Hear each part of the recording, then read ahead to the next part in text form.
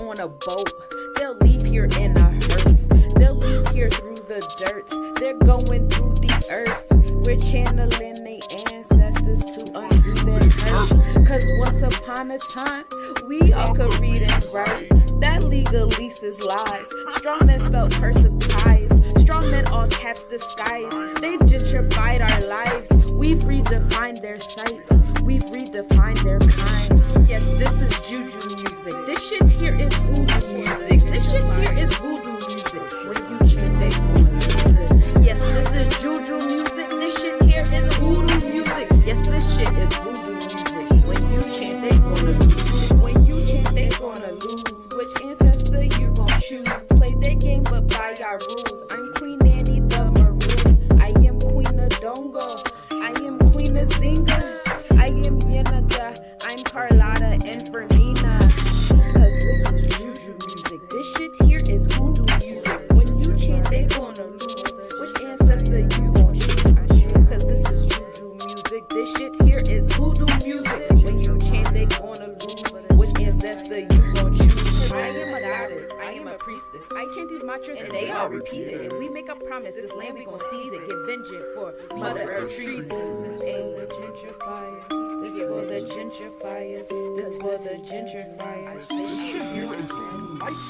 This for the gentrifiers. Repetition of empires. Invading land with gunfire. Slavery not hostess for hire. Income not what you desire. Outcome working jobs for hours. Mindset waiting to retire. Never stop working for dollars. Cause this is juju music. This shit here is voodoo music. Which ancestor you gon' choose? When you chant, they gonna lose. Cause this is juju music. This shit here is voodoo music. Which ancestor we gon' choose? When we chant, they gonna lose. I mean, my spirit guides come in with that sin. My ancestors defend. I got that juice to transcend. I mean, my spirit guides come in with that sin. My ancestors defend. I got that juice to transcend. Cause I am a Santi, I am a Sata, I am a host, I am a homie, I am a Tamba. Yes, I am a Tamba. Cause I am a Santi, I am a Sata, I am a host, I am a homie, I am a Tamba. Yes, I am a Tamba. Yes, this is juju music. This shit here is hoodoo music. When we chant, they gonna lose. Which ancestor we gon' choose? Hey, choose. Cause when we chant, they gonna lose. Which ancestor we gon' choose?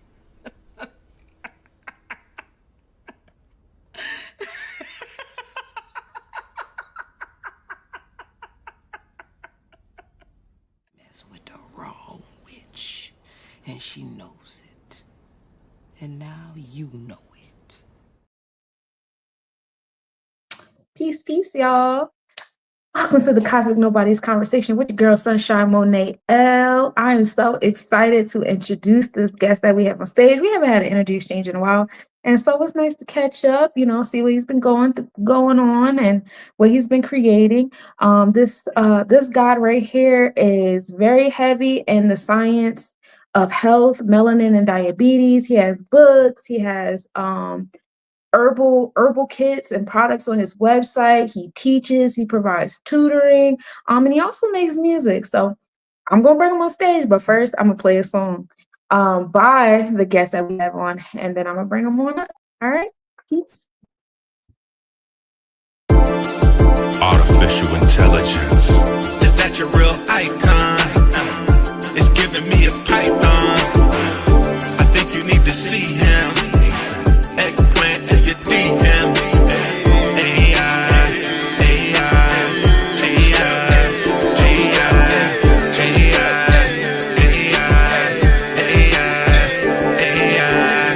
You always know what to say, so I'ma put it on you in the worst way.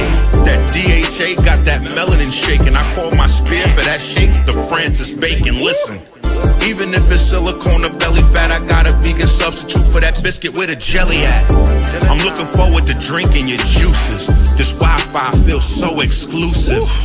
Is that your real icon? It's giving me a python. I think you need to see him. Eggplant to your DM.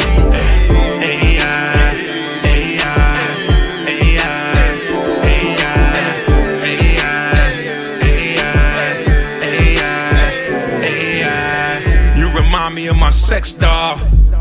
I'ma have to confess, y'all. It's true. My sex doll is perfect. She know just how to work it. Only static blow a circuit. I'll never have to jerk it. Custom design is plastic surgery. For a soulmate, the price was burglary. Slide and step, slide and step, slide and step, slide and step, slide and step, slide and step, slide and step, slide and step. Come on, slide and step, slide and step, slide and step, slide and step. Come on, slide and step, slide and step, slide and step, slide and step. Come on, is that your real icon? It's giving me a python. I think you need to see him. Eggplant to your DM.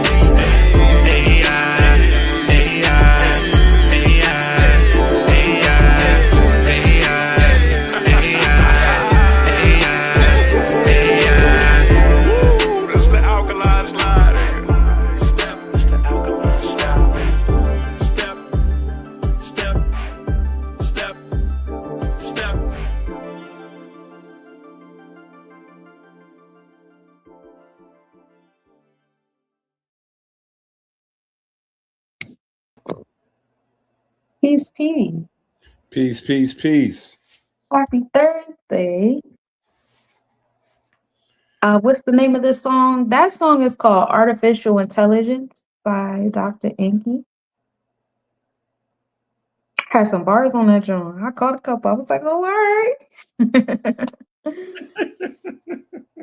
So why don't you introduce yourself to the people that have never seen you before? Who are you?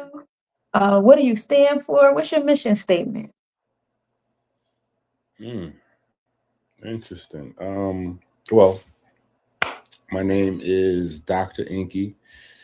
I'm a father of 10. I think that's what I stand for. My babies. That's a good one. I can agree with that one. That's what I stand for. My babies. My mission statement, I guess, just pushing the envelope forward. I think we put a critical dent into diabetes, definitely type 2 diabetes, but diabetes in general. We were a few years ahead of the GLP craze in terms of pioneering research, and we were the first people to have a herbal supplement for GLP-1 agonist activity. Yeah, and so we've been pushing the buck on heart disease and brain disease. We probably have, I don't know, maybe 50 or more books on comedic naturopathy, just to restore the framework of healing, health, and medicine today back to its roots. And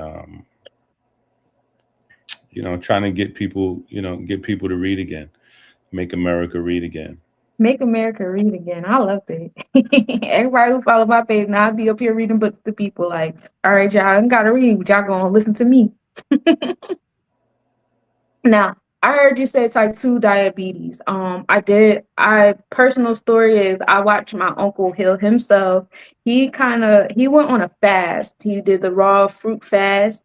And I noticed that you do a 40-day fruit fast, and you actually wrote a book on it too, which is pretty interesting. Now, coming to type 1 diabetes, I guess this is like a statement and a question in the same. I'm finishing up my degree in psychology, and one of my term papers is about transgenerational trauma. And we get into like how it's not just psychological, but also biological. And so when you said type 2, I'm like, okay, I know what that is, but I know type 1 is more like generational. Would it be safe to say that like if we were uh the transgenerational type of diabetes, if we were to combat this as a, you know, as a community, as a people, um, that information in our DNA to combat diabetes, do you think that was something that could be passed on so that we could stop saying diabetes and high blood pressure and all these things run in our family? Ooh, okay. So that's a couple of different things together, right? So the diabetes running our family, that actually has almost nothing to do with type 1 diabetes, right? The that's actually one of the things when I'm a couple of years away from 50. And when I was a boy, that's one of the things that got me interested in type 2 diabetes as I began to get into my teen years. Um, is that there was no, science was an early hobby for me. So I was always, in love with science. But when it came to diabetes, there was no, genes for that. That was just a thing doctors said because, yeah, typically Black people have a higher propensity towards type 2 diabetes. Mm-hmm. And that's just how it was. Even though there was no genetic evidence to validate this, the statistics validated the statement. So Okay.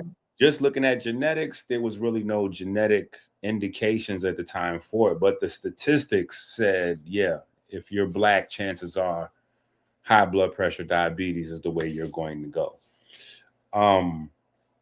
Type 1 diabetes is genetic though, but type 1 diabetes was typically much more of like a white issue, right? So initially when you only had two types of diabetes, now there's a lot more.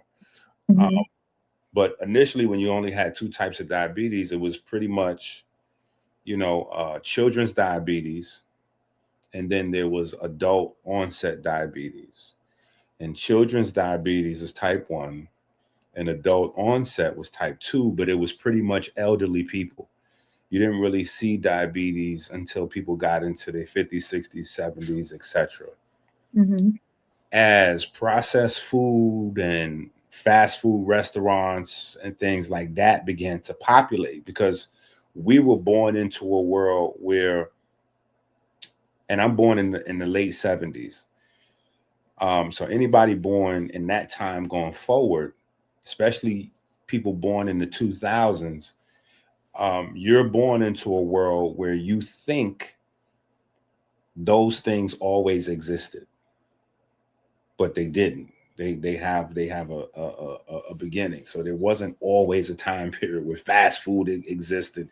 There wasn't always a world where microwaves existed, or where there are restaurants, and in the restaurant you think you're going to buy cooked food, but really they're going to the back to microwave the food. Mm-hmm. So all of these things contribute to the decline of people's metabolism and their respiratory system, which winds up being the underlying cause. And maybe we'll get to that or later on. But so type 1 diabetes was known as children's diabetes because it was a genetic thing. It was passed down. So typically it would present itself early on, and that's that. Adult onset was based on, diet and lifestyle and certain things that caused erosion of your metabolism and your respiratory system, which is our particular view. When you speak to a lot of different people about type 2 diabetes, some people will tell you it's a hormone issue, because of insulin. Some people will tell you it's a signaling issue. Some people will tell you, it's a sedentary issue. You're not exercising enough. Some people will tell you it is because you're not eating enough, natural food. And so, but from our research, extensive research, what we found is it's an uncoupling of your metabolism and your respiratory system that really creates the situation for type 2 diabetes.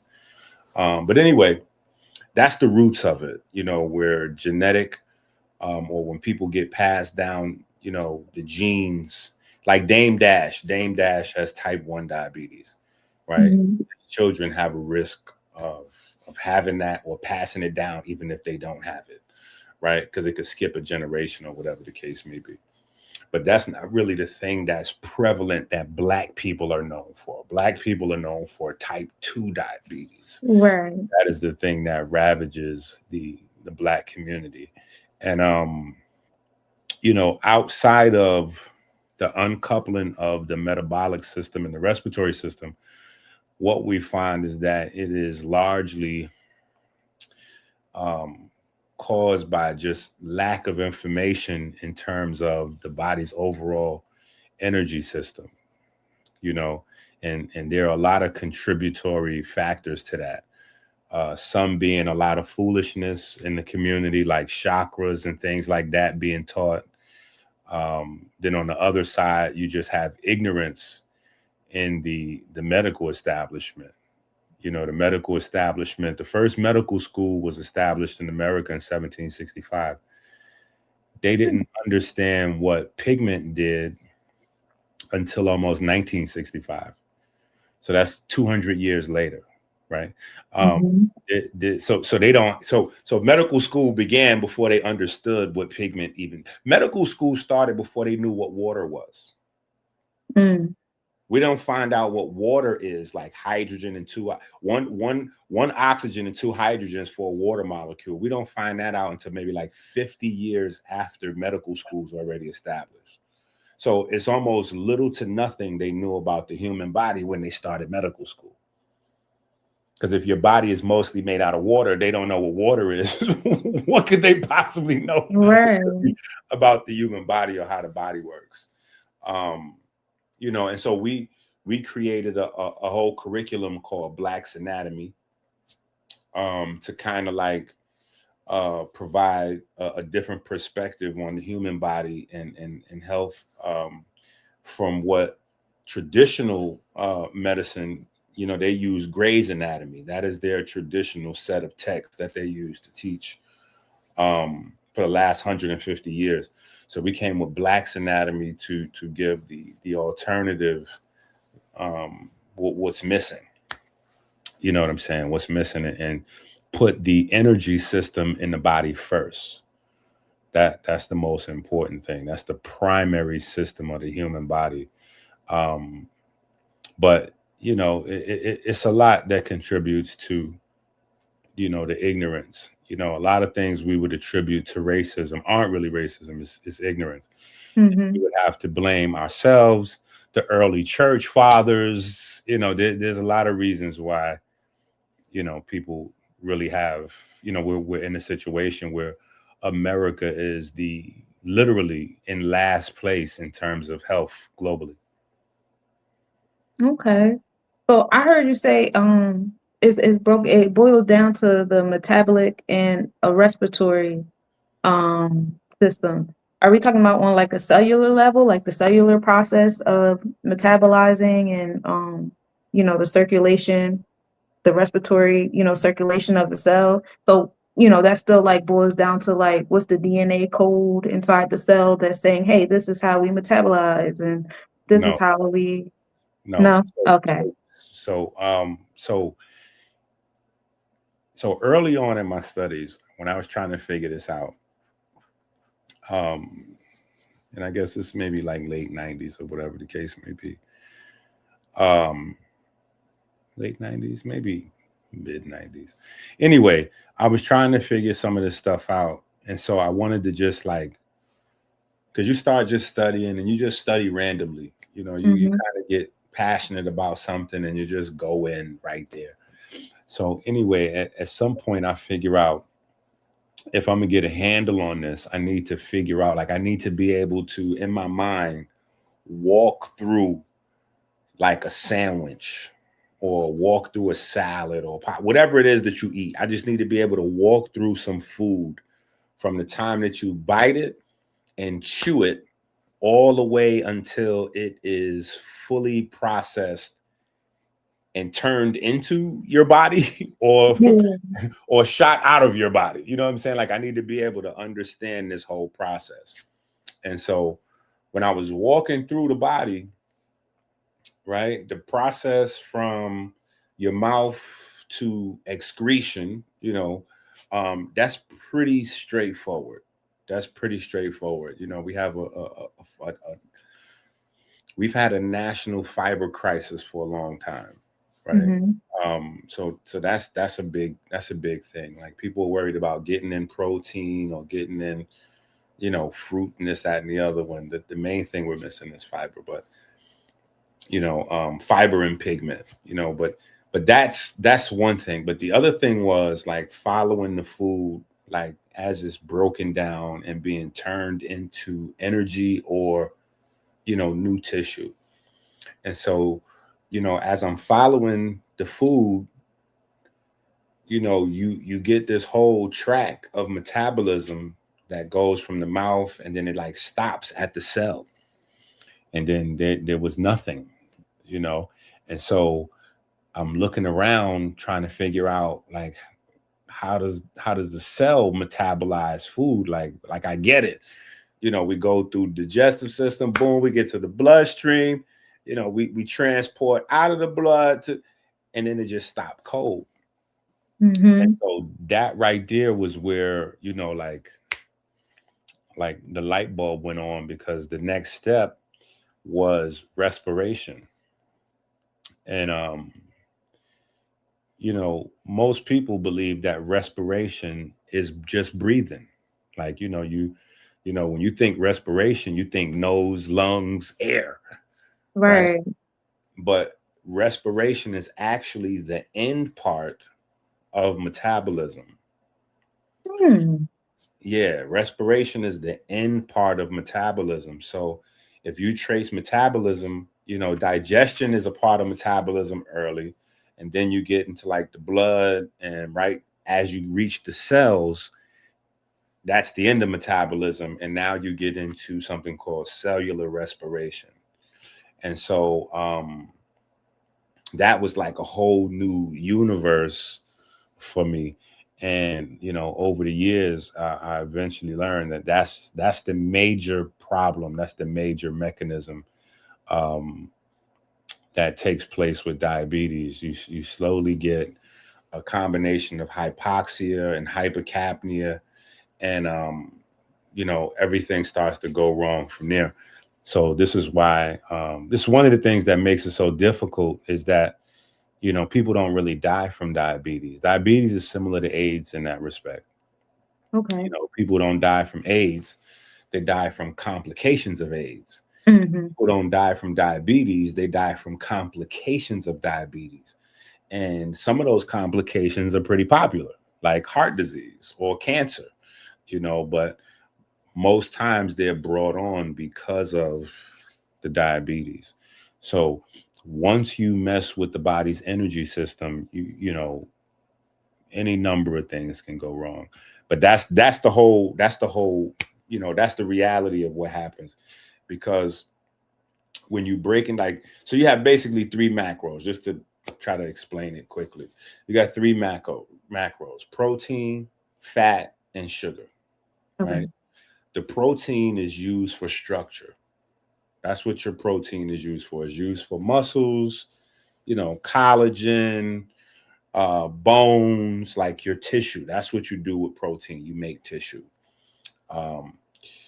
Fat is used for energy, and it's also used for tissue. So fats are used for two different things, depending on the type of fat. Some fats are metabolized for energy, and some fats are used for tissue, specifically like in the brain, or coating the nerves, or just, supporting the nervous system.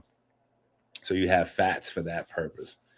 Um, and then obviously your sugars are strictly for energy, right? Well, 99% there for energy. You have some little, some other loose odds and ends that, jobs that sugar performs, but for the most part, it's just energy production. And Mhm. when you're breaking down these things in your cells, you have long chains of carbon, whether you have 6 units or, with fats, you can have a lot longer. But each one of these carbon chains has to be broken down. And when you're breaking these carbon chains down, you need two oxygen atoms to couple with each carbon atom. Mhm. So that means your breath has to stay coupled to your metabolism because you have to have oxygen to break down the sugars and the fats. Okay. It's clicking. Yeah. The moment that you start to breaking down sugars and fats faster than you can get oxygen in, your system starts to fall apart. Your system starts to fall apart. And you go through this little sneaky little treadmill that that upstream you'll see fat cells and estrogen and cortisol benefit from because Mm. they form like a nasty little triangle, not nasty little love triangle. Fat cells, estrogen, and cortisol. And leptin kind of slips in and out of there, but that'll keep the body in a state of catabolism, like breaking down or inflammation. But at the root, it's because our body is feeling lethargic. And when our body feels like we need more energy, the first thing, the instinct that we have is to eat.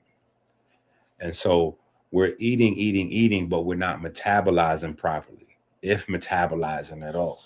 So, from there, you slowly get more and more sugar hanging out in the bloodstream as opposed to being turned into energy where it should be.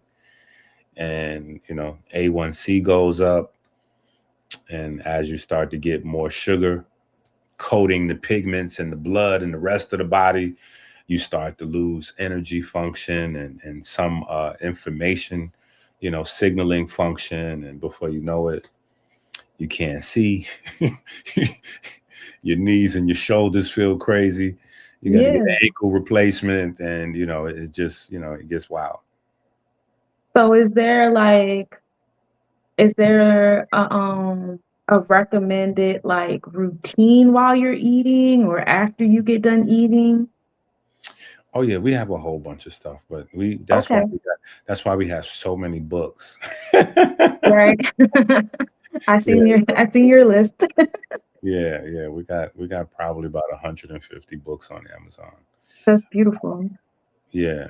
Well, it could seem like a daunting task for people to try to jump in there and like read all of those books. They're like, well, where do I start? Um, Good question. Where do we start? usually I would say we have such a variety because we tackle just almost every area of the body and one at a time to try to give specificity and focus. But in that regard, I just say wherever you're passionate, you should start there. You know what I'm saying? Okay. But kitchen chemistry seems to be a good place for people to start in terms of eating and how food relates to medicine. That's now trending. So kitchen chemistry is a good place, and I think we have 2 or 3 of those out, 2 or 3 volumes of that. But yeah, kitchen chemistry is a good place that people can start. And yeah, because we get crazy with it. We go from the body, we start getting into the mental health and the spiritual health and all of those different things. So Mm. but yeah, I would say that it starts in the kitchen. I mean, really, it starts with education. It starts with information. Yeah, That's the everything thing that starts we're one-on-one. missing. And a lot of times, Mhm. that's the part that we want to shortcut. And that's the reason why we wind up where we at. Because over Right. time, we're we're we just been acculturated, if I can even use that term, out of being students, out of the learning process. That's one of the side effects to boss reality, where everybody's a boss. I'm a boss. I'm a boss. I'm a boss. I'm a boss. You a boss? I'm a boss. You a boss? So everybody's a boss. And as bosses, we don't need to listen to anybody else. And we Hmm. don't need to learn anything because we all bosses. So that's it. We know everything that we need to know. And that's the end of that. And we don't even want to be seen as students because that somehow makes us less than whoever we are learning from. And that is probably the biggest problem that we have, is that we no longer have the culture of learning. And those of us that do have that instinct to learn and to reach, because we don't have a culture of learning, and we don't have a culture of being students, we don't really have a culture of being teachers, because you can't be a teacher without being a student. And Right. so when we do reach out and we want to get into that bag, we have no choice but to go to Western academia. And Western academia doesn't really reflect the things that we want to study and learn in the first place. So we're stuck in Hmm. this little nasty loop where, you know what I'm saying? So that's one of the things that, inspired me to just be like a really prolific writer, looking at Malcolm X, looking at, Dr. Sabi, looking at Dr. Africa, and just a lot of these folks, Richard King, and just some of the people that I looked at, you know, um, they don't have any books. They died, and the information's gone with them. Yeah. They died and they took the information with them. So it's not much that we can do. You know what I'm saying? Like Dr. Sabi's kids didn't know nothing about Dr. Sabi and what Dr. Sabi was doing. They don't know Right. what they're doing. They running around sounding crazy. They have no idea what they're doing. The Right. only thing that they know is that their dad created a commercial lane for them.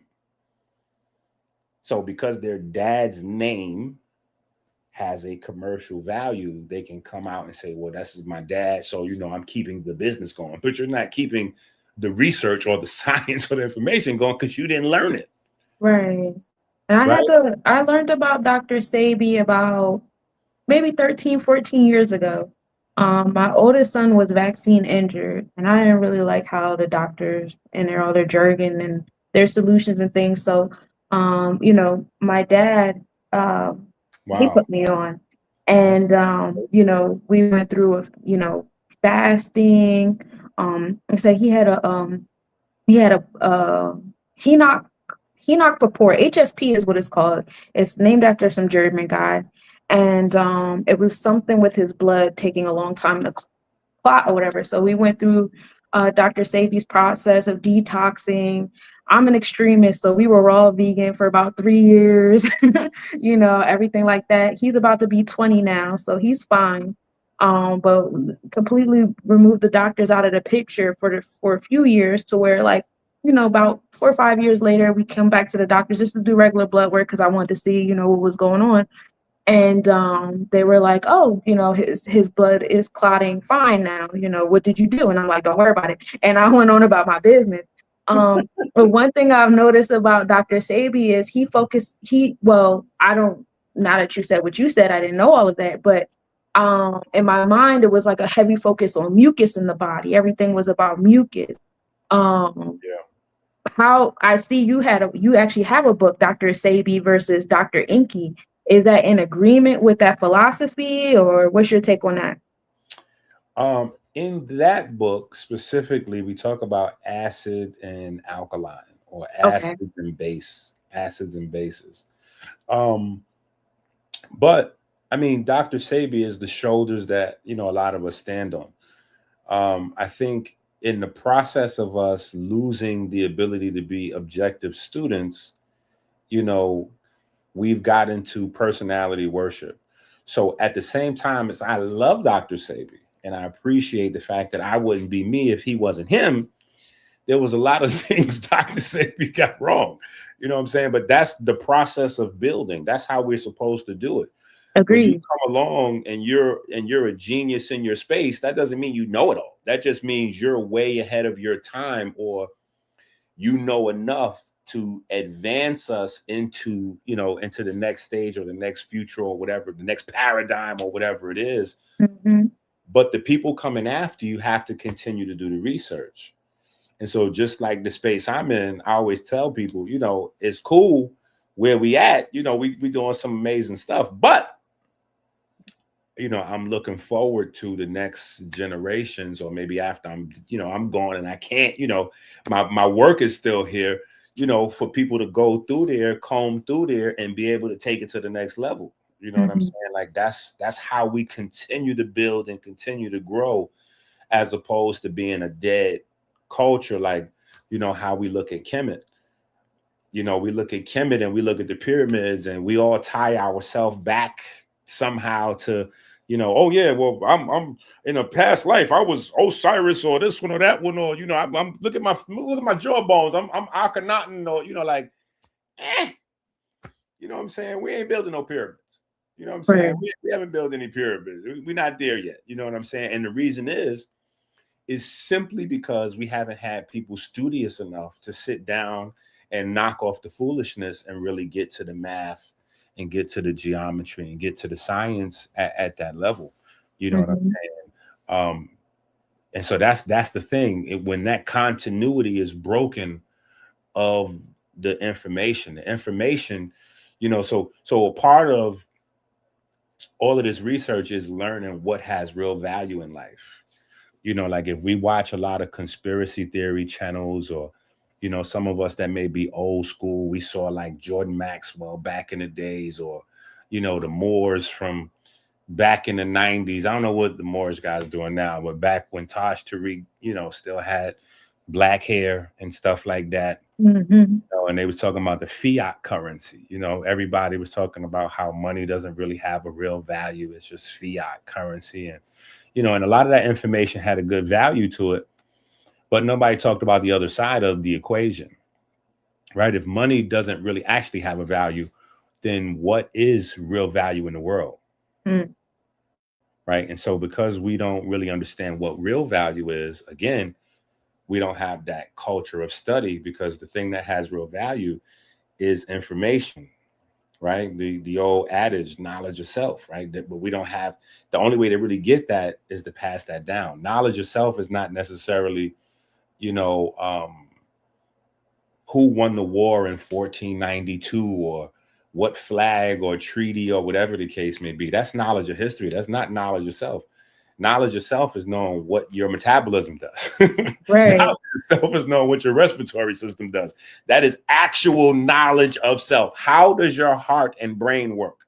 Like, how Mm-hmm. does that's knowledge of self. And so, but that's not something you can microwave, or like, you know, watch 2-3 YouTube videos and then you got it. You know, it's something that you really got to commit yourself to. And, you know, you just got to make that a part of your culture, to where this is what you do. You study, you learn, you teach, you know. You know, one of the things that people overlook with, you know, their Bible studies, whether they're Israelites, Jews, Catholics, Christians, they overlook that the core of the Bible is teaching health information. Mm-hmm. We have a lot of Kemetic scholars that are running around. They overlook that the core of Kemetic science is health information. Like, that is the most important information, that was the anchor of what our ancestors put together regarding theology. And it seems like that it always escapes us to focus on those things, whether there's a directed effort to keep us from focusing on those things or not. That could be a conversation, but we just don't put our energy and time there. And so, you know, we're waiting for somebody else to come along and kind of do that for us. Like, Yeah. That's never going to happen because billions, trillions of dollars globally is generated on our ignorance and early death. So Yep. no one's going to fix that problem. Yep. We're valuing the wrong thing. I seen on I want to say it's your website. I'm not sure. Don't quote me on that part. But it was written that melanin is not does not do photosynthesis. It's actually photovoltaic. Did I pronounce it correctly? Yes, you did. Okay. You did some research for this interview. Oh yeah. Listen, this is my happy place right here. Okay. That's Um, gangster. That's gangster. I appreciate that. But yeah, that was one of my pet peeves. Like, I hate when I see, like Black folks running around sabotaging themselves. okay. Talking foolishness like chakras. Chakras is one of the most damaging things to our community. So I'm always, outspoken on trying to bring awareness to the fact that is pure gobbledygook and not real science. So that whole conversation about melanin doing human photosynthesis, that was like another one of those pet peeves. And it's just social media foolishness. Like, because people on social media, especially now that and here's the vibe. Here's what's cool. It's cool that it's becoming cooler and cooler by the day to sound intelligent. Yeah. You know what I'm saying? Like, that's cool. The problem is it's like in the street when your jury is fake. You know what I'm saying? It's like in the street when you try to be like a street guy, but you like nobody knows you from being out in the street. It's you just a fraud. You know what I'm saying? Like, you can't really take sound bites from videos without doing the research and then try to present, because that's what a lot of people do. They'll watch a couple videos on something and then they'll turn their camera on and try to go live on that subject as if they spent years reading and studying up on that subject and they don't really know what they're talking about. So a lot of people started to repeat and rephrase and repackage and remix this idea that melanin did human photosynthesis, and that was pure gobbledygook. Different pigments do different things. All pigments, what they have in common is that pigments are the interface with the quantum world. Right? So the quantum world is when you go past atoms. So anything smaller than atoms kind of fits into our quantum world.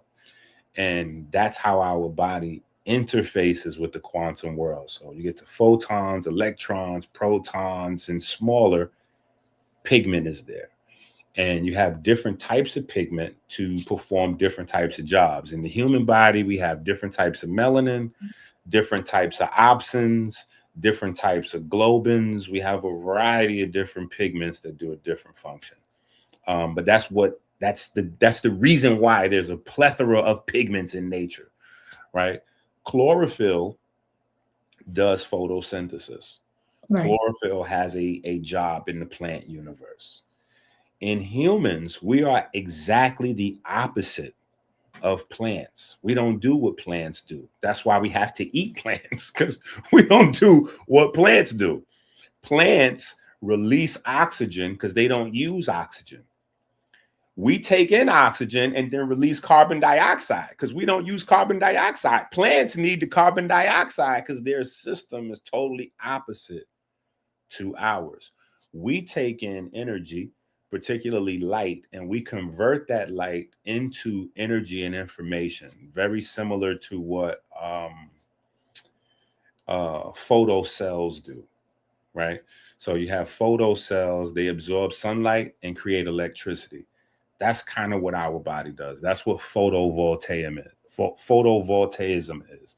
Okay. Is being able to create a voltage from light. So we convert light into energy. That's what we do.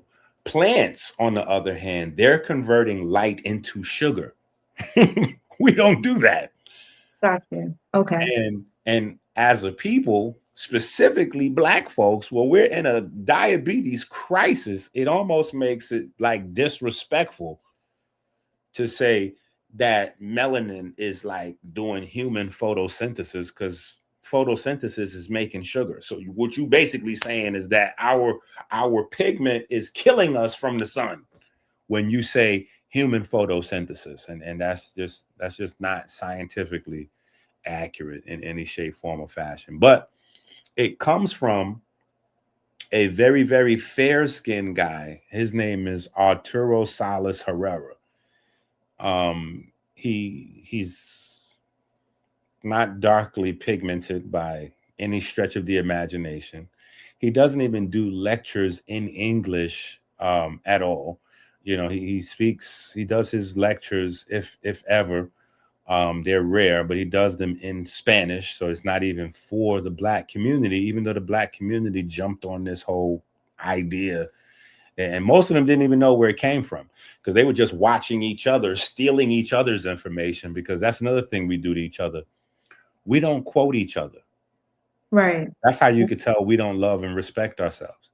We don't quote each other. We take pride in quoting other folks. So if you see like an argument, a debate, people take pride in referencing, you know, other people, but they don't take that kind of pride in referencing their contemporary, you know, Black folks, or even their elder Black folks of the just before generation, you know, right in that Africa, Sabi, T. Owens Moore, Richard King, Jude Pooper, like right in that space. They don't do that. You know what I'm saying? Because they don't have that respect. They don't think it's a value to reference their contemporaries or recent ancestors. They would prefer to steal the intellectual property of their contemporaries or their recent ancestors, and then reference other folks. You know what I'm saying? So we got a lot of stuff that we got to deal with when it comes to you know, studying and being students and scholarship and all that kind of stuff. Agreed. My first experience with learning about melanin on a scientific level was I want to say his name is T Moore, Thomas Wilson Moore, or I don't know. T. But Owens Moore. T. Owens T. Moore. Owens Moore, yeah, the That was science one and of my myth of melanin. Yeah, he's Yeah. a teacher from I didn't even know at the time, but later on I found out that he was a teacher at Morehouse, I think it was. Okay. But yeah, his book was, because back in the days it was only a few. There was only a few. It was him, Carol Barnes, Richard King. It was just them three. Him, Carol Barnes, and Richard King. And then later on you had, you know, Dr. Africa come along, and Jude Pooper, you know, put her 2 cents in, and so, you know, it started to grow from there. But yeah, those are the pioneers. Awesome. Because at one point, the study of melanin was considered pseudoscience. Like, it wasn't even something that, you know, people were even trying to give attention to. Yeah, and that's where a lot of people felt like it was racism. So you would hear, well, the white man, you know what I'm saying? And so it actually wasn't. So when we go through now, that's not to say there's not a lot of racism in the medical establishment, because it is, right? Mm-hmm. But one of the things, like I was saying earlier, is we have a curriculum called Black's Anatomy. And one of the things that we use throughout the curriculum is the timeline, because the timeline puts things into perspective. So they create medical school in 1765. 1765 is the first medical school in America. We don't learn what water is for another 50 years, right? It's not until the 1840s in Germany that they, quote unquote, discover a calorie. We learn about that 10 years later in the States. Or is it 1830 and we get in 1840? But either way, it's in the 1840s, right? Where they get this idea of what a calorie is. But the calorie doesn't really fully make any sense at the time, because we still haven't learned what digestion or metabolism is. We haven't learned what vitamins are. Vitamins are not discovered until 1910, 1905, 1910. So we have medical school in 1765. We don't get vitamins until the 1900s. So that's almost 120 years, 150 years later that we get vitamins. And then vitamins teach us, studying vitamins, literally studying vitamins is what teaches us how digestion actually works. So as we study vitamins, we learn what cells do. So vitamins actually taught us. Nature taught us. God left the blueprint like that. That's how you, but that part of study is suppressed, right? Right. But we get, for instance, vitamin B1. Vitamin B1 teaches us how sugars are broke down in the cell.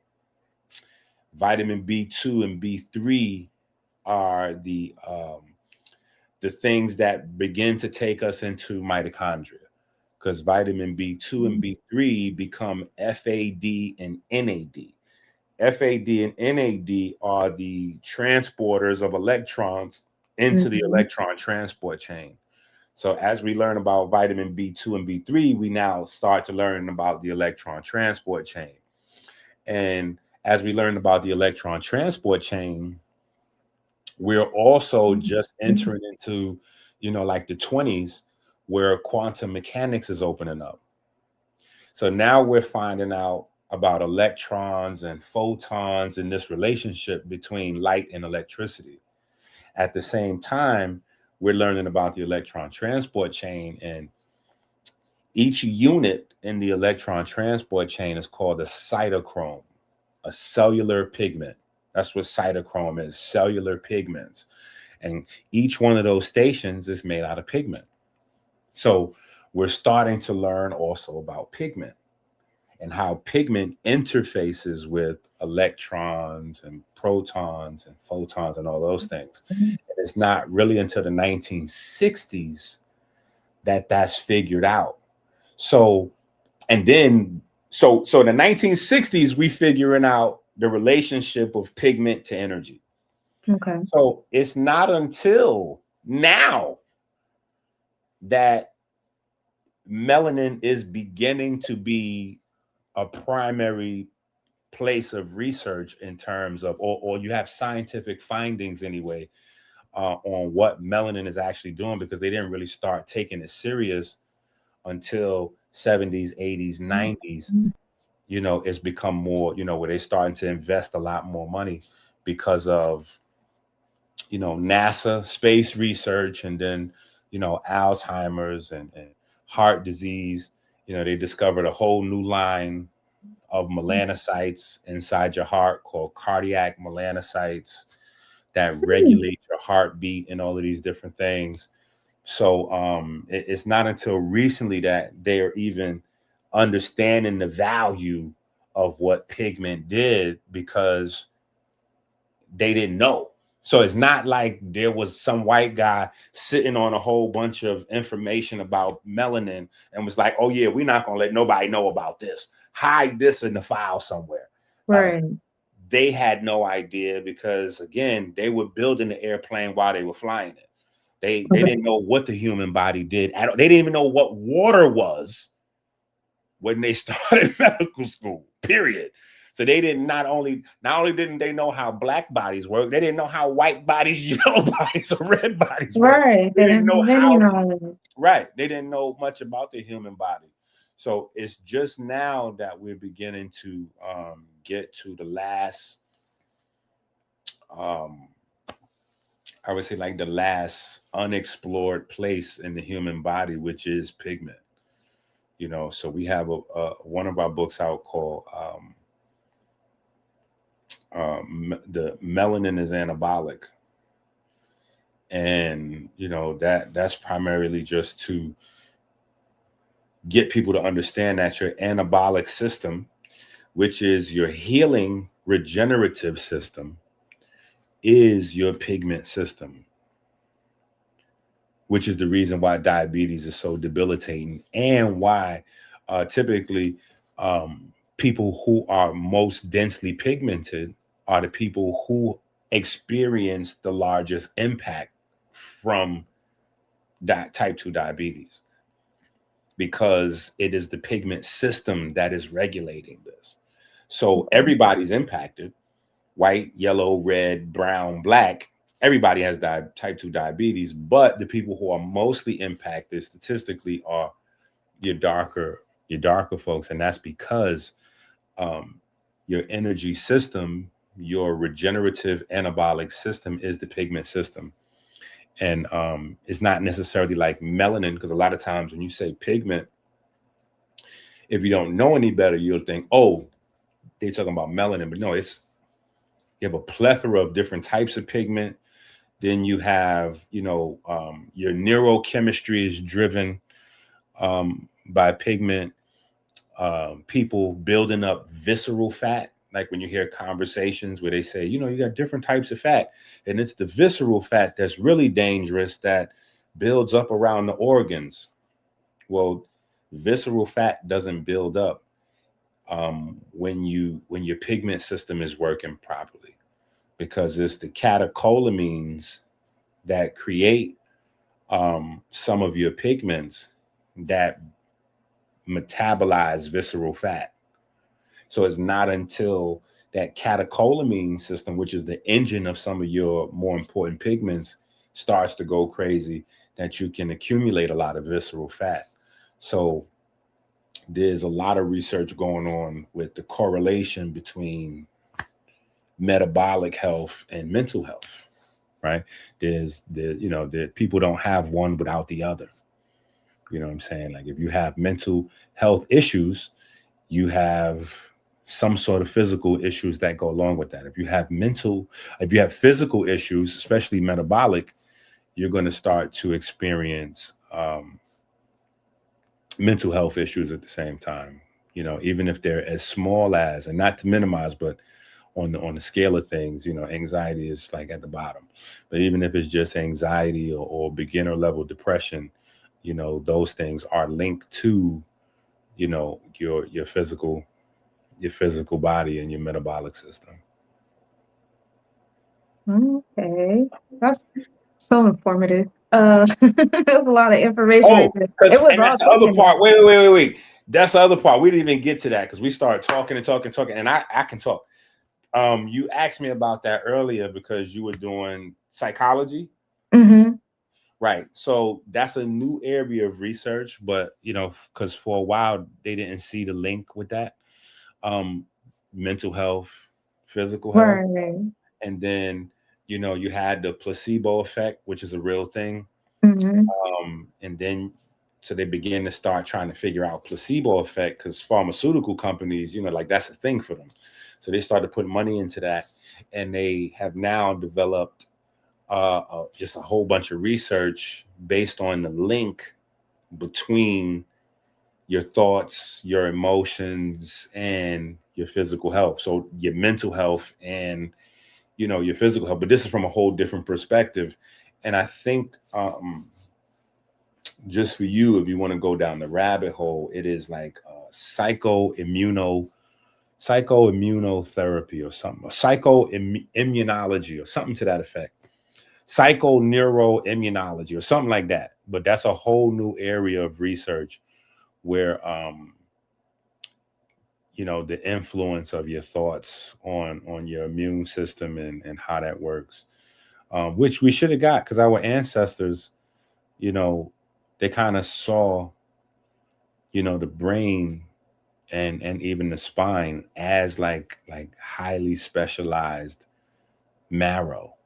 Right. I was going to get into that with you a little bit, because Yeah. I skimmed your podcast that you did on Sonetter a few months back. Shout out And to I saw, yeah, peace to the gods. I saw that you had you were talking about the papyrus and how a lot of the knowledge was there. And then I'm also listening to you say how over here, we didn't start getting, start studying certain things until, 1765, 67. And so I guess this is like a two-part question, but I guess it's kind of evident, like, who came over here and established the sciences, but I will ask for the sake of conversation on the podcast, who were the people that came over here and established the sciences over here? And why didn't they go to the Pappers? Like, what was that about if the sciences were, there to some extent? So the early church fathers set us back thousands of years. Okay. Yeah, the early church fathers are responsible for millions of deaths. They are, because they made everything natural illegal on pain of death. Mm. So if you were caught somewhere studying the sun, if you were studying the plants, if you were trying to study water, any of those things could have got you labeled as a wizard or a sorcerer or a witch, Let's and see. you could have got hung, killed, castrated, set on fire. Your kids would have been set on fire along with you. Like, it was wild. So people strayed away. People strayed away from those things, and health was, something you prayed for. Period. And if you weren't healthy, it was because you were sinning. Clearly, you were sinning, and you were not paying enough tithe to counterbalance the sin. So sins, a lot of people forget this part, but sins had a price next to it. Mm-hmm. So whatever you did, if you could put that money in the bucket, then your sins would be forgiven. You good. Get back on out there. And so that's the reason why. And the first schools in America are established via the church. Okay. So that's the reason why there's like a whole blackout on, and global supremacy was first a North African thing. It was a black people thing. The first one world order, like, people don't ask the right questions all the time, right? Like, when we think of Illuminati, right, it's almost like synonymous with New World Order, right? So we never ask, what was the old world order? If Illuminati's New World Order, what's old world order? Well, the first one world culture was centered in Kemet. A lot of times we want to make Kemet, a really small place, and it's not. Kemet was huge. Just a lot of the intellectual property and the things that they created had to be attributed to other groups of people, so that you could take you could cut the legs from under the table, so to speak. Like innovative boats and all of those things. Well, once you take away boats from them, and boating and navies and naval armies and all those things, then you immediately localize them. But once you say that they established boats and sails, and they had the technology that gave us airplanes and all this kind of stuff, then you realize that, and I'm not saying they had airplanes, but I'm saying that the early sailboats, the sails is what gave the science for the wings of the airplane. Okay. But once you take away that, then you take away, traveling in global culture. Even though we can see pyramids, kind of like all around the world, and but that was the first global culture, global even economy, to the point where they established gold, silver, and copper as what wealth is, or how you keep wealth. And so that is the Kemetic standard. The gold standard is the Kemetic standard, which is the reason why the world still uses that. And when the world goes away from that, eventually your economy starts to collapse, which is what we're doing right now, which is why we just went back onto a gold standard, where banks are now being encouraged to now store gold, and people are now being encouraged to invest in gold to put into banks as opposed to dollars, because we are trying to recreate the gold standard, to strengthen our economy and our dollar. But yeah, so we had a plethora of information on plants in terms of therapeutic uses, surgeries and just all kinds of stuff that was taken down, when Alexander the Great and the Greek people come in. Overnight, Kemet dies. Mm-hmm. Right, that's another thing. Kemet died with the stroke of a pen. Kemet didn't die by the sword. Kemet died at the stroke of a pen. So one day there's a country called Kemet, and there are like millions and millions of Kemetic people.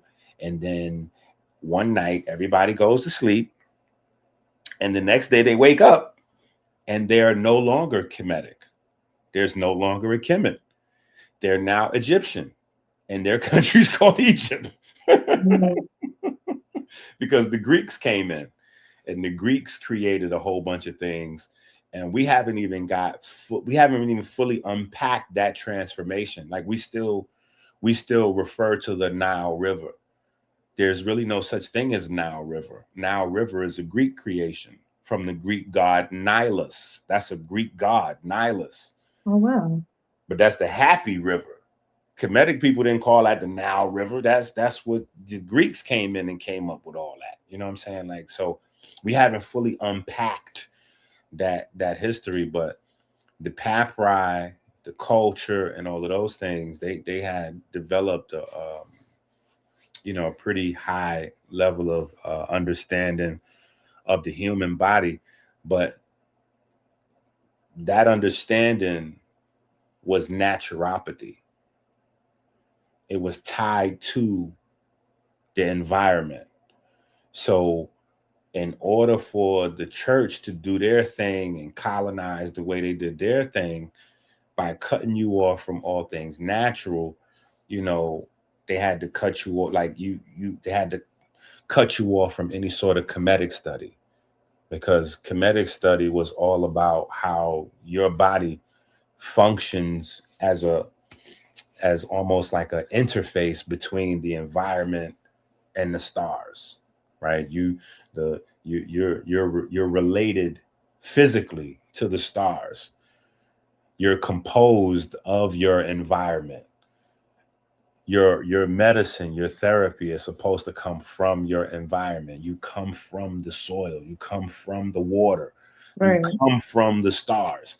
Like, you come from those things. You know what I'm saying? So when you block that, and then over the years, they had to kind of ridicule things to really put this whole, put a little gangster stamp down on it, like your ancestors was stupid. Aha, we know everything. Y'all was dumb. So, just for an example, in Kemet, they pioneered the circulatory system. But for 2,000 years, they ridiculed what they had discovered in Kemet, because in Kemet, they taught that the gods, the Necheru, spoke through the circulatory system, and that the organs and the tissues and the cells was all communicating with each other. Okay. And so they ridicule, oh, they're using magic, and they didn't know that wasn't real science because they was mixing magic with it and blah, blah, blah, blah, blah. And so 2,000 years later, we discover a pigment called melanopsin, right? And so melanopsin is a pigment that lines your vessels. And why is it lining the vessels? So that all of the cells and tissues and organs can communicate. But if you don't know that the gods are anthropomorphization of natural forces, right, you don't get it. When you learn that the gods are anthropomorphization of natural forces, and you learn actually how the circulatory system, you go, oh wow, they was way more advanced than we could have ever imagined in that time period, because we're just learning today, cutting edge science, what they was already on, 3,000-4,000 years ago. So Even we have in our vessels, we have lumen. You know what I'm saying? So just the fact that we use that terminology where lumen is a unit of light, but also our vessels, that tells you that there's light being conducted in our vessels, and we have melanopsin now. And so again, going back to quantum mechanics, as we learned that pigment translates light into energy and information, it just, our ancestors were way ahead. So that's why I say the church fathers, they're responsible for millions of deaths, because it's not that we wouldn't still be sick. It's not that we wouldn't still be dying, because we're stupid. Humans are dumb. We will find a way to get sick. And I'm just saying, we will probably be. We'll figure it out. Yeah. Boom. So we probably wouldn't be dying at the same rate from the same things, because we would have probably been past these issues long ago, and we would have been dealing with a new set of problems. But yeah, they definitely set us back a long time, because they just figured out that we have to constantly stay in a dialogue with the sun. Right. Which is why, we had a massive, and when I say we, I just mean, people. We had a massive vitamin D, people, bones were brittle. And, that's how we came up with the crazy idea, that milk, we should all be drinking cow's milk, even though cow's milk didn't have vitamin D in it. Right. They added a synthetic form of vitamin D into cow's milk, and then convinced everybody that vitamin D was in the cow's milk. So, people selling milk can get rich. But the thing was that we needed the vitamin D. Now, our ancestors, once again, they told us, they communicated a different way, right? They said, you have to give praise to Ra, or Atum, or Aten, or Kepler, or Ray. But that praise was just being outside and making contact with the sun, which is now one of the leading causes of a wide variety of cancer, metabolic disease, iron deficiency, blood diseases, you name it, because that's what vitamin D does in your body. It regulates calcium metabolism and iron metabolism and cholesterol metabolism. So every single day, you have to be in touch with that. You have to exchange information, you and your home star. And that's what a conversation is, just exchanging information. And that doesn't have to happen with words. We know that, because we know body language accounts for more communication than oral, than exchanging words. So we know that just exchange of words is not the full breadth of communication, and our ancestors were way ahead of the learning curve with that. So we just got to put, some of those things back in place. So that's kind of how we committed to, trying to dig in the crates, so to speak, and bring some of that stuff back to the forefront.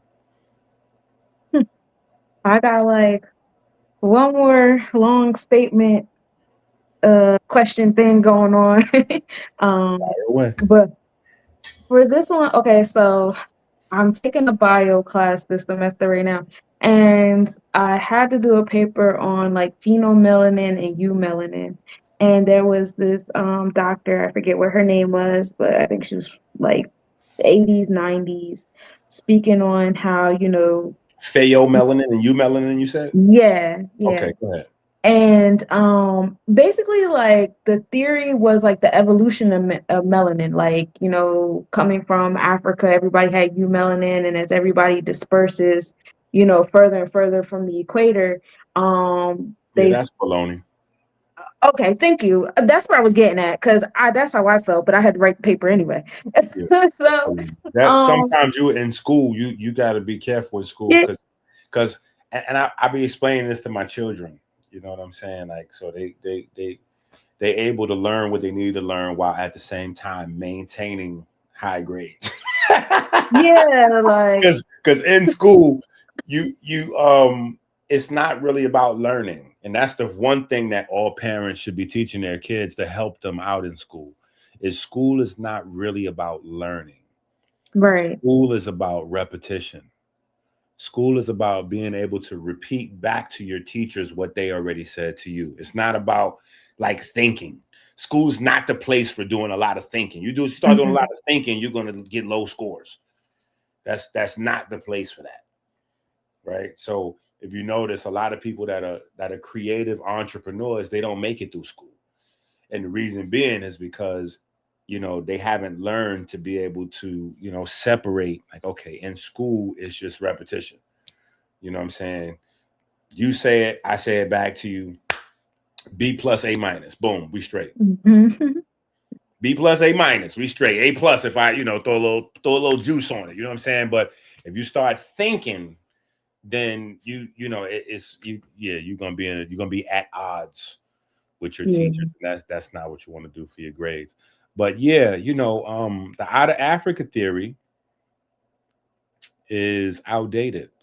You know, the out of Africa, and this is another reason why we work with the timeline. You know, because the timeline of discovery and science puts a lot of stuff into perspective. The out of Africa theory happens hundreds of years. They create the out of Africa theory hundreds of years before they understand how pigment works. So there's no scientific undercurrent that validates the out of Africa theory. You know, oh yeah, everybody started in Africa. And then as they was walking out of Africa, that's my favorite. They walked so far out of Africa that they got lost and they couldn't get back home. And they got stuck in the ice. And because they were stuck in the ice, they turned into white folks. No, that doesn't make any sense. Because people that live their whole entire life at the poles, where it's always snow and ice year round, they still maintain their pigment. They don't look as dark as me, but they look like you. Yeah. You got Eskimos that look like you, and they don't have a memory of not being in the ice. Right. So that doesn't even make any sense. And then you have white folks that have been living for hundreds of years, even thousands of years in Africa. We forget about that part. Like, wait a minute. So what about the white folks that came out of Germany, out of Italy and all that, and start living in North Africa and Morocco and at the equator, you know, when Rome took over, when Greece took over? Them folks are still, they kids, they still white right now. They still white today. They have not turned into, like, they haven't gotten dark. Or that is, so it doesn't pan out. That was it. And nobody really believes that. Like it's still in school, it's still institutional. Right. But you can pick it apart by challenging people who would promote that idea and just ask them something like, but again, these are kind of questions and arguments you would have with teachers when you no longer depend on them for grades, right? Because they will be angry with you after. But you can ask them like something like, where did Romance languages come from? And they'll be like, oh, Romance languages came from Latin. And then you'd be like, oh, so you mean black folks invented Latin? They'd be like, no. Of course not. We have the genetic studies that proves that blah, blah, blah, blah, blah. And you'd be like, wait a minute. So you're saying white folks made Latin? Well, where'd they get that from? What was the language before Latin? Because black folks had to have invented that, right? Because clearly, I mean, black folks invented Latin and the Romance language. They think, no, what are you talking about? That's not, see, that is that black militant mumbo jumbo. And then you say, well, no. I didn't learn that from that. I thought you said that all people came from Africa. Because see, if all people came from Africa, that means that at some point, everybody everywhere was black. According to you, according to your information, you're saying that at one point, everybody from everywhere is black. So whatever they were speaking before they developed that had to originate somehow with black folks. And then right at that moment, they're going,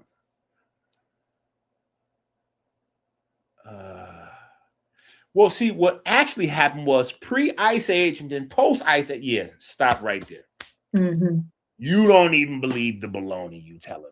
That don't even make no sense, right? So in reality, the out of Africa theory is not really scientific. It's just a racist justification for colonization at the time. That there were first monkeys, and then there were black folks, and it was black folks' jobs to subdue and take over from where the monkeys had planet Earth, had populated planet Earth, and then after black folks, white folks came from black folks. And so it's white folks' job to subdue black folks and take over from with black folks. And so we don't realize when we have black folks teaching the out of Africa theory, that literally is the foundation of white supremacy. So that is not something that's founded in science. That is something that has just lingered around like a ghost in the machine for the last, since Darwin's era. That's just been floating around, but it's not really a scientific thing. There was no science that they didn't even understand. So here's the thing. And here's a whole nother way you can address how it's crazy.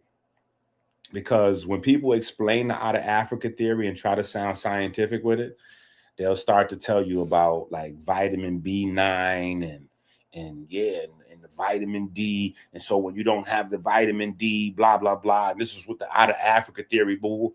You go, okay, everybody open up Google. What year was out of Africa theory invented? And they're going to go, oh, this was 16 something something or 17, whatever. And then you just go, okay, great. Now research. Pull up what year was vitamin D discovered? 19, game over. They didn't even know what vitamin D was when out of Africa theory was invented. So there's no correlation between out of Africa theory and vitamin D. There's a 200-year window in between. So it's just people trying to make sense out of nonsense. There's no science. There's no science behind that. That's just something that they made up to justify conquest and takeover of the world. And they were successful with it. So that's what we live in now, the shadow of that. So we have to weed through a lot of our conquerors, colonizers' stories to find the truth. Some stuff science will help us with. Some stuff we still have some historic stuff that'll help us with. But yeah, some of that stuff is just pure gobbledygook. Agreed. So sounds like essentially we definitely need like a lifestyle change, because I'm listening to what you're saying about vitamin D and being in the sun and stuff. And when the sun is at its highest is usually when we're indoors, whether we're at work or our children are in school. These are the times where we're indoors. And I definitely want to get into, Well, think about the Bible. That's ironic because in the Bible, right? The Bible, the nighttime comes before the day. Nighttime comes before the day. Interesting.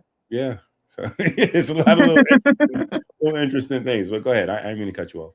No, you're fine. To get into, I really want to, if you could give me like a book to start off with, as far as that the metabolic and respiratory, the cellular respiratory connection, like if there are certain things that should be done around eating and things, because I'm really big on that. Food pairing is something that I'm not totally there at yet with, but definitely like, being mindful of how I'm eating and what I'm eating and stuff like that. I believe it was Conetter's live that you were on when someone had asked the question. It was either that one or Killer Priest, because those are the two I watched. But it was one of them where you had somebody had asked you about children. So I have children. And you were speaking on how like their bodies aren't even developed yet. And so I guess having that mindset that, you know, what is a good foundation for them as far as when it comes to diet, how they should eat, what they should eat. Like, is it like super duper important to create like this like strong foundation and, you know, making sure they get this, that, and the third. I know, you know, I told you the story with my oldest son, and around that time, I actually, you know, gave birth to my youngest son. So his foundation is in eating raw fruits and vegetables. Does he eat like that now? No, he does not. But I still try to, like, you know, encourage like raw fruits and vegetables as snacks, and you know, we do the sea moss and things like that too, which is something I want to get into. That, I promise, that's going to be my last question. We're going to get into your products and your services. But you know what, like as far as like the eating and the lifestyle around that, like if you can give just one tip, because I know you have like endless books and things like that I'm definitely going to check into for my personal. What is one thing you would say just to like sum all that up? I would say the Kitchen Chemistry series is a good book to jump into. That's a good set of books to jump into. Yeah, Kitchen Chemistry, maybe Books of the Food, Songs of the Vitamins. That's a good series. But I would say probably from what you're asking, I would say Kitchen Chemistry. If I had one thing, and I think probably the biggest thing, maybe, because I have 10 children. I have 5 adults and 5 babies, or kind of babies anyway. You know, they're still like children, you know, from the age of 10 to 16. Then I got 5 big ones. They in their 20s and 30s. I would say the thing that probably made the most difference was figuring out taste buds and maybe the connection between the mind and, you know, like, and this might sound a little crazy, but, you know, a lot of people getting into the help space,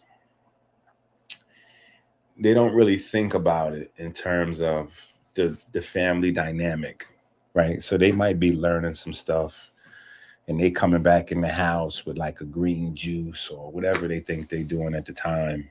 You know what I'm saying? Because we go through these waves where we think certain things are really important to find out 6 months later it wasn't that deep.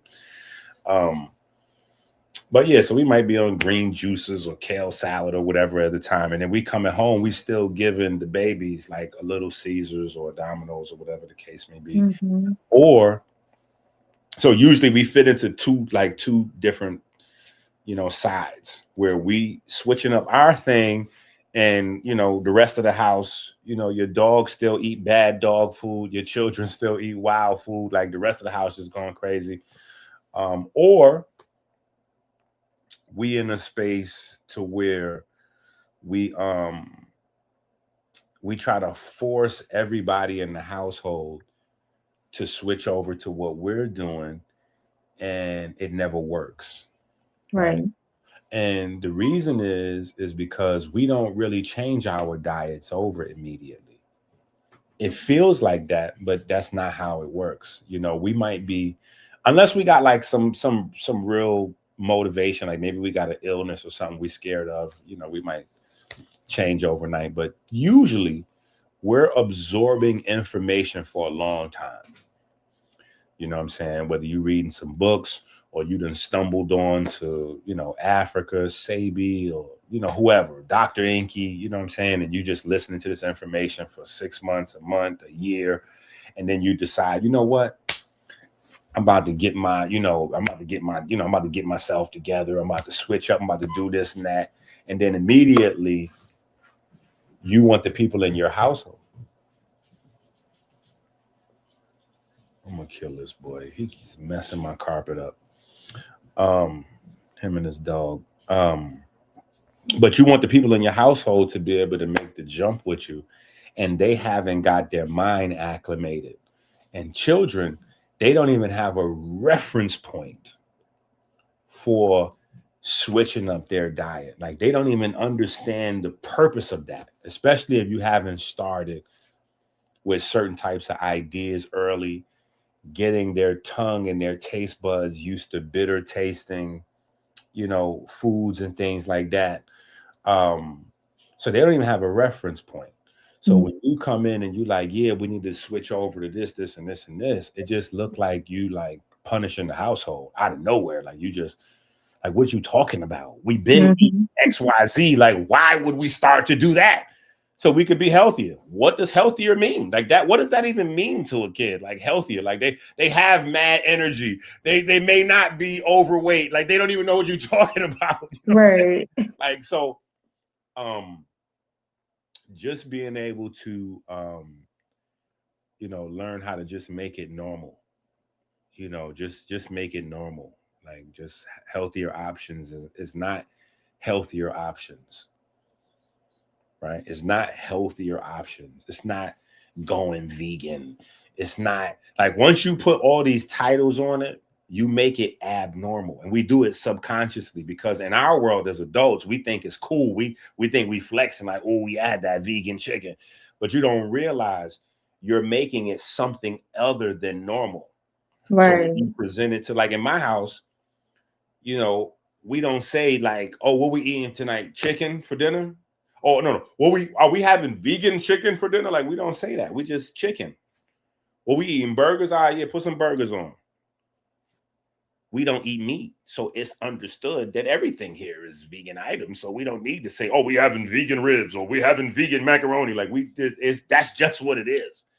And even when I was starting them off, we just never made that distinction. Like if it's pizza, it's pizza.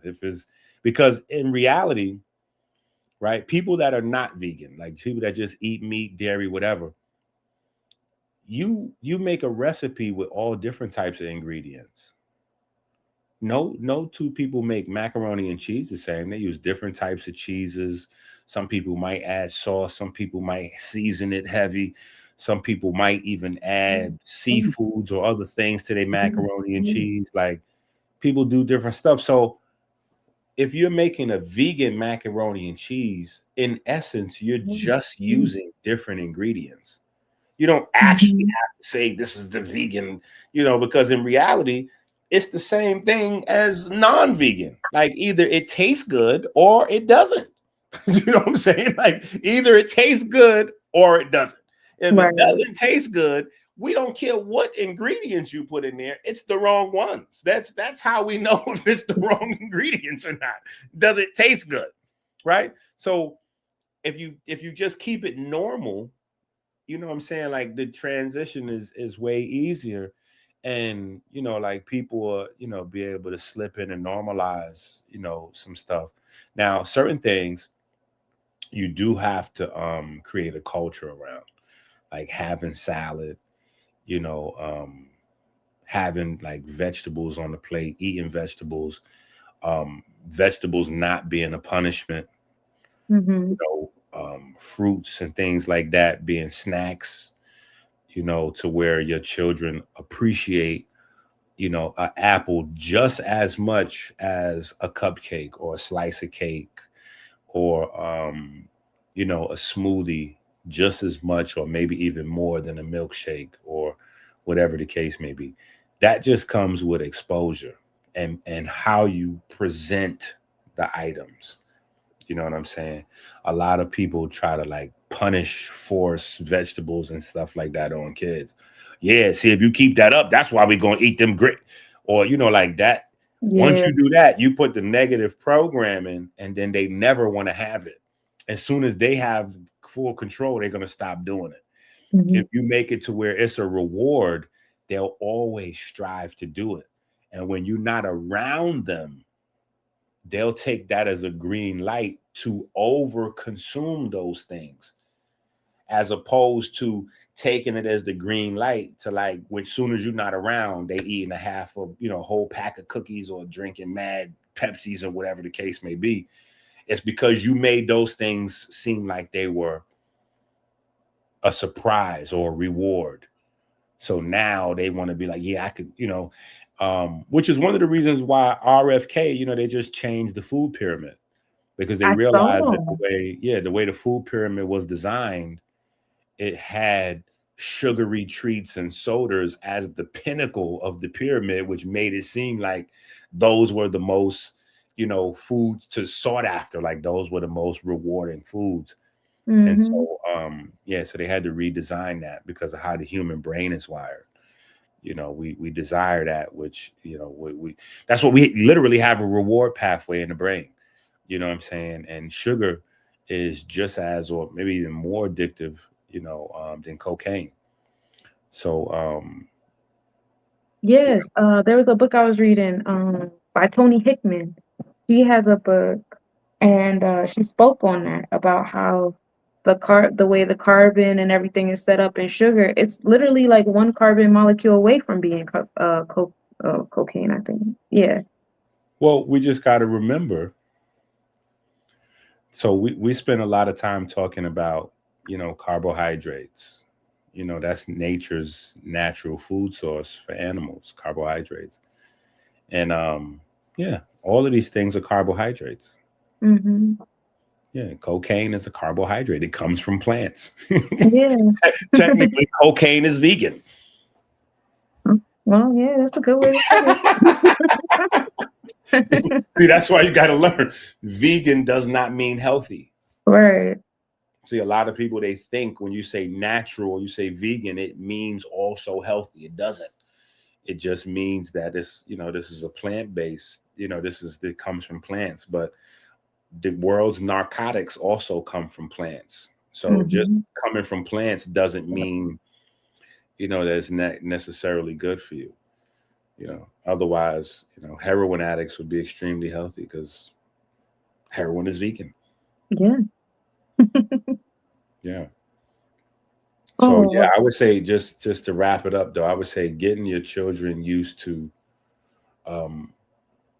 feeding the other taste buds besides sugar, and feeding their mind on, expanding their palate. Those are the two things that's important, so that they want to have some other things and they think that those things are rewarding and good, and just finding delicious stuff. Like, if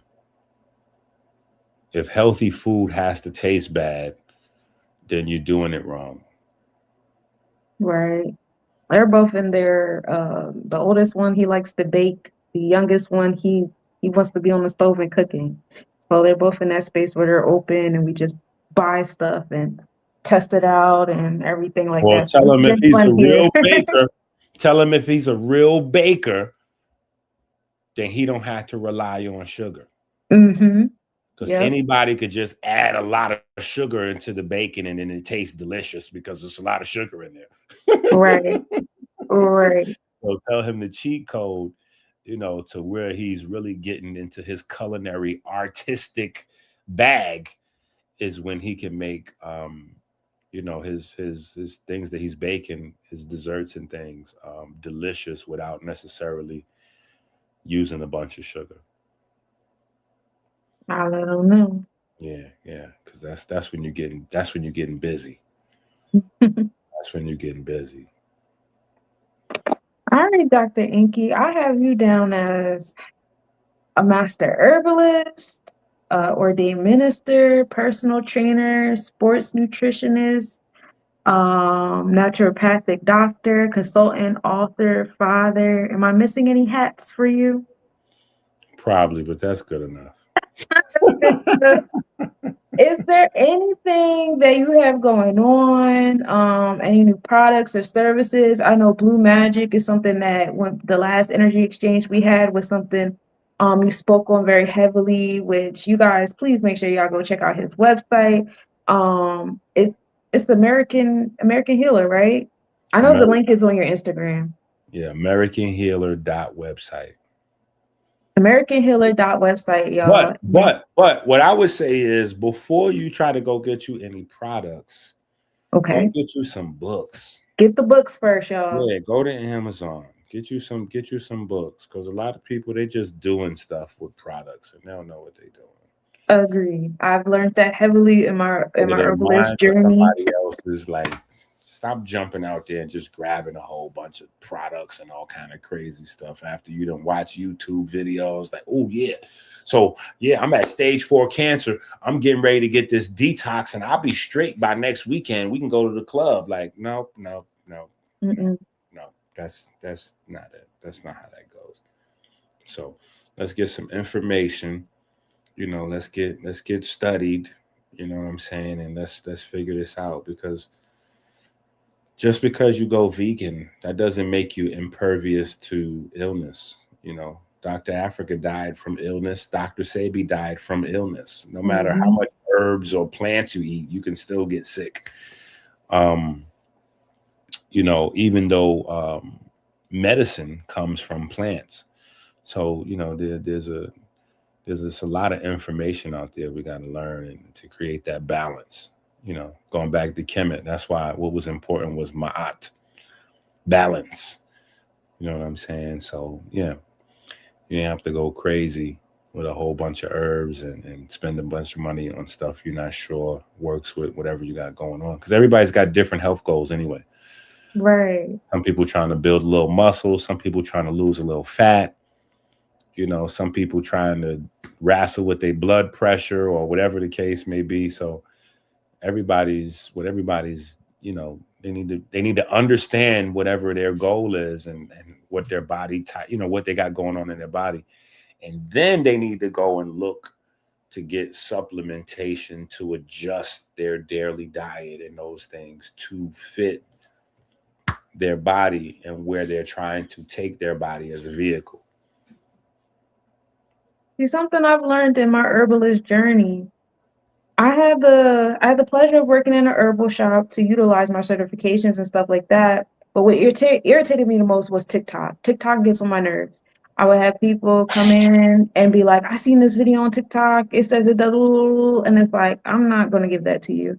And my personal experience from all the different people I've helped, especially during COVID, was a big one, is that Ayurvedic healing is not a one size fit all. And Ayurvedic healing is not even, Black folks are so foolish. We so crazy. We jump onto anybody else's thing. Right, that too. It's not even for Black folks. That ain't even your thing. That's Indian folks' culture. Let the Indian folks have Indian culture. We got to get ourselves together. That is not our thing.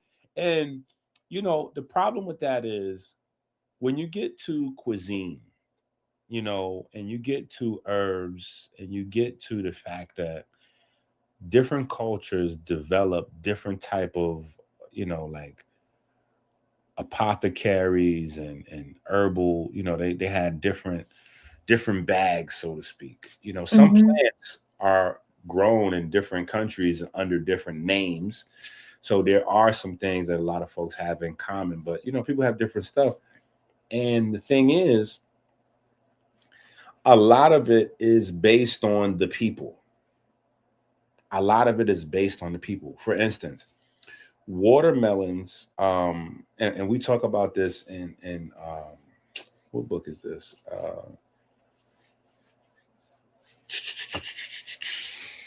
Let me see where this book is. Man, where is that book at? I think it is Comedic Naturopathy book 2. Yep, here it goes right here.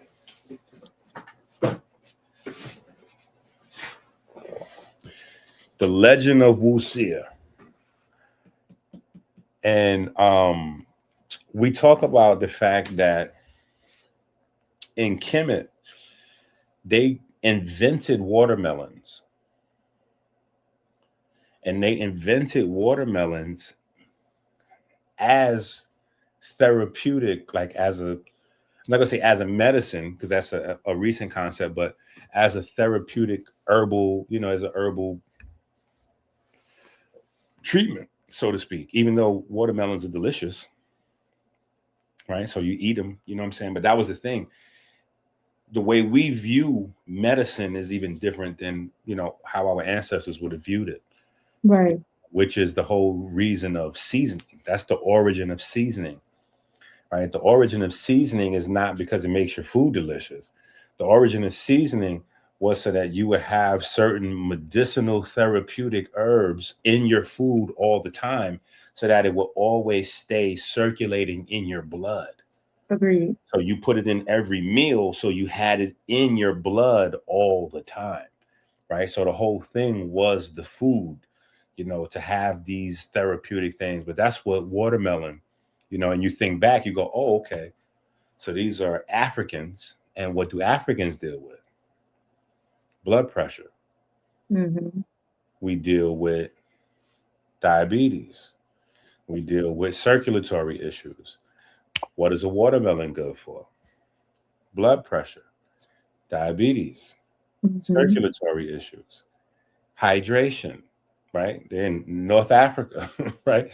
So they hybridized watermelon from smaller melons that were unedible but highly bitter. The bitter is the alkaloid compounds. So that's what makes something taste bitter, the presence of alkaloids. And Okay. those a lot of times are the therapeutic or medicinal things. And so they hybridized the watermelon to make it taste delicious, but also combat some of the things that the people needed there, right?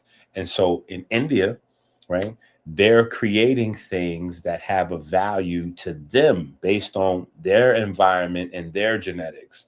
In Europe, they're creating things that have a value to them based on their environment and their genetics. Now, it's not to say that your stuff won't have a value for me, my stuff won't have a value for you, et cetera, et cetera. But we got to focus on us. We haven't done that. Everybody else has done that around the world. Mm-hmm. The first thing people do with their culture is they create healing centers, hospitals, and then schools follow the hospitals so that you can create, an educational system, a curriculum to teach healing, to populate the healing center, right? Mm-hmm. We didn't do that. We do like strip clubs and barbershops. No lies. No lies. Oh. So, so we're in trouble. We're always chasing after somebody else's program. At the Mm-hmm. same time, we have this idea that we yell out, yeah, but we gave the world whatever. Yeah, well, then get on back to that. Right. Yeah, get back to that. If you really believe in your heart and your mind that we gave the world XYZ, then why aren't you studying that? Mm-hmm. Why are you studying TCM, traditional Chinese medicine, or Ayurvedic, or Mesoamerican, or like Sabi was promoting the Mexicans and blah blah blah? Why are we doing that? That doesn't make sense. That was a conundrum with Sabi, because Sabi was like, yeah, we need to study Mother Africa. I learned all this from the Mexicans. Like, wait, what? Say that again. Is this Mexican herbs, or did you get these from what you talking about, Willis? You know what I'm saying? Like, so we got to get our thing together, and that's one of the things that will get us to the next phase in our health journey as a people. When we start to realize nobody is going to specialize in us but us. It doesn't have a value. For everybody else, we have a great value, being ignorant and relying and being dependent upon other people. Nobody makes money on us becoming independent. And we can't become independent before we have information. The information, the studying comes first. We have to learn the things that we need and how they work and all that. And then we can innovate and create systems and find some folks with a few dollars to fund. Like we say, well, why doesn't Master P or Jay-Z or Oprah invest some money in what? You niggas haven't studied anything to present a package that they supposed to invest in. Right. What should they invest in? A chain of barbershops? Yeah. What are we going to do with reparations? Open up tattoo parlors? Yeah. So we've got to get back into being studious to create some things that are self-referencing, that once we build it, it continues to feed, to feed our community. And that happens through intellectual property. You know what I'm saying? That happens through intellectual property, which is why it was so important over the years to hide the origins of things, because intellectual property is what pays, into infinity, because the roots of a thing always will have, you can always continue to create new inventions and new improvements. And when people feel that they have a vested interest, that's when they put their mind into that. You know what I'm saying? We have a vested interest in partying and getting high. Like that's our thing. We're the party, get high, have sex people. So that's what we do. We spend our money and our time on partying, getting high, and having sex, which is the reason why Diddy's in jail and everybody is obsessed with the Epstein files. Yeah, good point. Very good point. No lies told. That's why Diddy's in jail. Everybody's obsessed with the Epstein files, and they're trying to figure out how they can get Elon and Jay-Z in jail with Diddy. We need to get Elon and Jay-Z in jail with Diddy. No, what y'all need to do is spend the same amount of time actually reading books about yourself as you're doing reading stupid Epstein files, and focus on you. Because most of the children that wind up getting trafficked or something like that happening to them are children who slip through the system.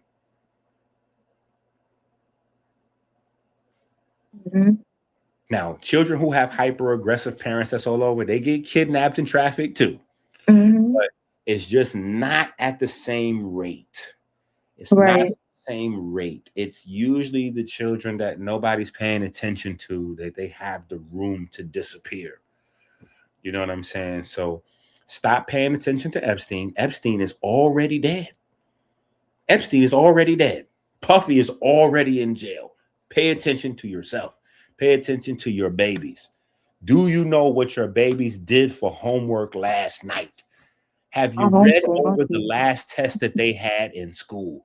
You know what I'm saying? Like, do you know what they're surfing on their timeline on their cell phone?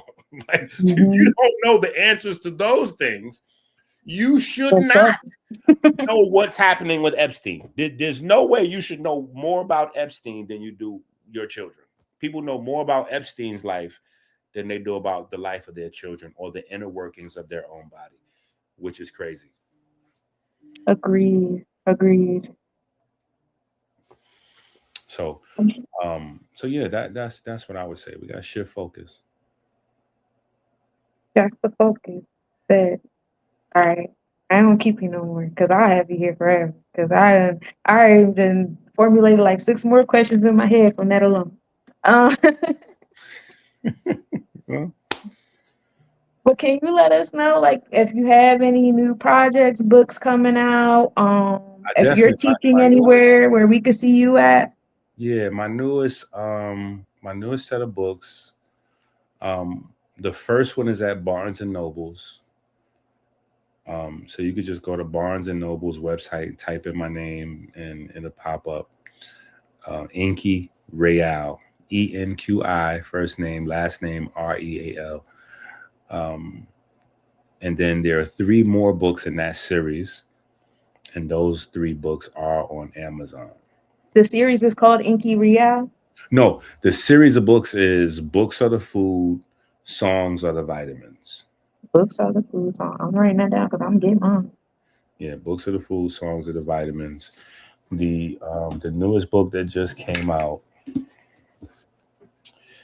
is called One God, and in it we kind of just we going crazy, but we talk about the atmosphere and our relationship to the atmosphere, and kind of like what we've been discussing all night, how far ahead our ancestors were. Like right now we having all these wild weather anomalies, but